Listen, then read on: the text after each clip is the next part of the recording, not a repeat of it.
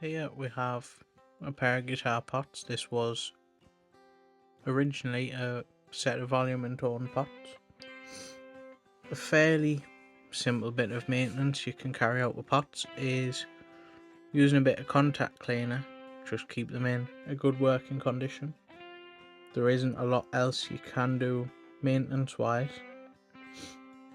My advice would be use some contact cleaner, spray it inside the pot, and then you just would turn it up and down a bit to work the contact cleaner through. I don't have any to hand, but the little access points are under where these lugs are.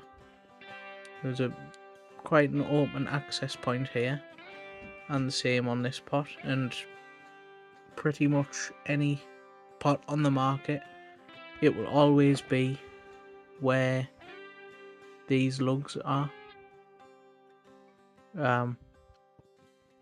I wouldn't advise pulling them off a guitar and taking wires and stuff off.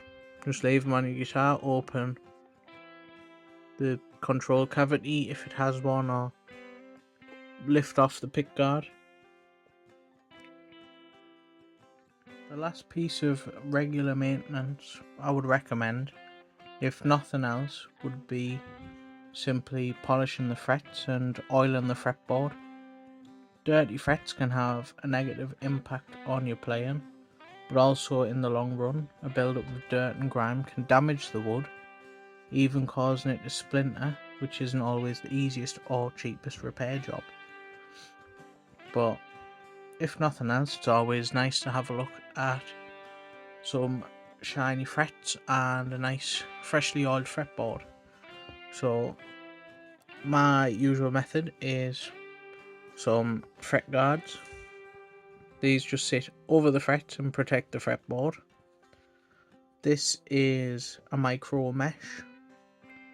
This is an 800 grit piece.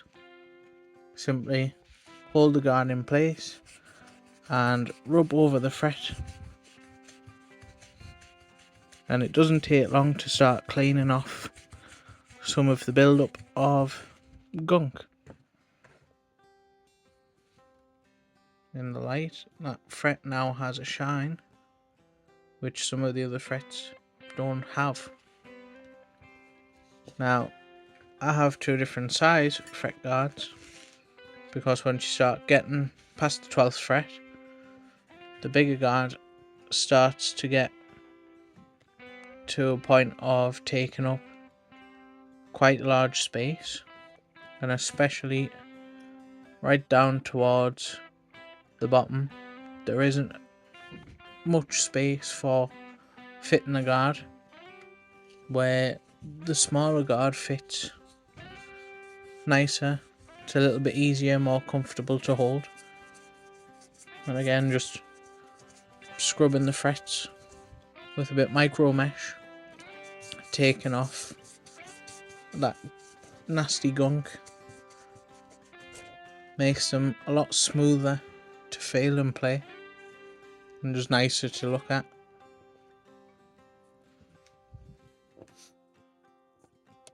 When it comes to oiling the fretboard, I'd normally use something like Dunlop lemon oil.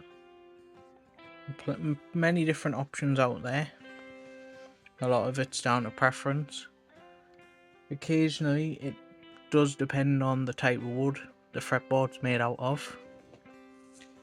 And of course, a lacquered fretboard or a clear coated fretboard, you don't want to oil. It's just going to come straight off. It's not going to do anything beneficial. So with this bottle, it has a little applicator section in the top.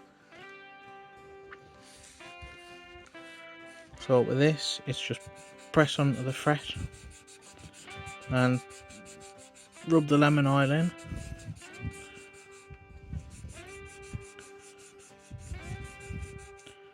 There might be little spots it doesn't quite get into, but we can get those little bits afterwards. I'm just going to do a few frets so we can see the difference between oiled frets and quite dry frets or fret spaces on the fretboard. So right now we're just going to let that wood soak up that oil for a few minutes. Whatever is left gets wiped off.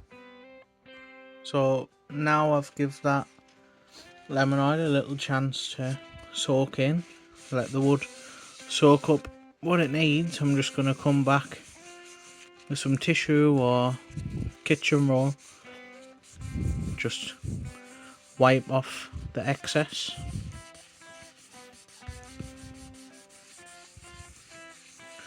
And just take off whatever the wood didn't soak up.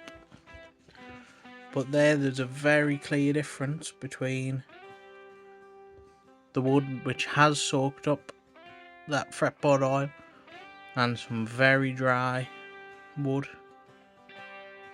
Now there's a very obvious difference. It's much more appealing to look at the darker wood, but also this is a much silkier, nicer feeling than sort of the gritty roughness to this unoiled, very dry wood.